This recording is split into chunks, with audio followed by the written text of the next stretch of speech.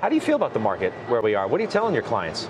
Well, we are definitely telling them not to overreact to anything they've seen in the past 24 hours, per Joe's point. But we're still constructive on the market. We're overweight equities. We're taking that in international developed and U.S. small cap over large. And I think one of the things that we've seen over the past month or so is a bit of broadening of participation. What you might get from today's oil pop and maybe some of the higher energy names is perhaps some of that bid for value that lagged so much over the past few years. I'm not calling for strong outperformance of value over growth, but there is an opportunity to diversify away a bit from what has worked so well and to get more into areas like U.S. small cap that have certainly done well over the past couple of months. But if you look on a longer time frame, they're cheaper versus U.S. large cap, and they've also lagged.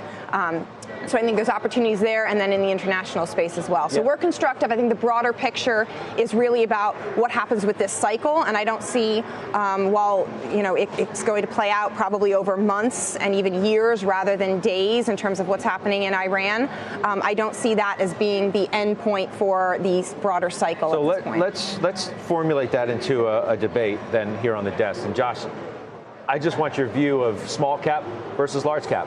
Better value in small, going to outperform large cap. I'm not necessarily sure you agree with that. You tell me if I'm right or wrong. Well, no. So I would say that it absolutely could happen. I wouldn't frame it in a market cap size, because really what it boils down to is an industry bet, a sector bet.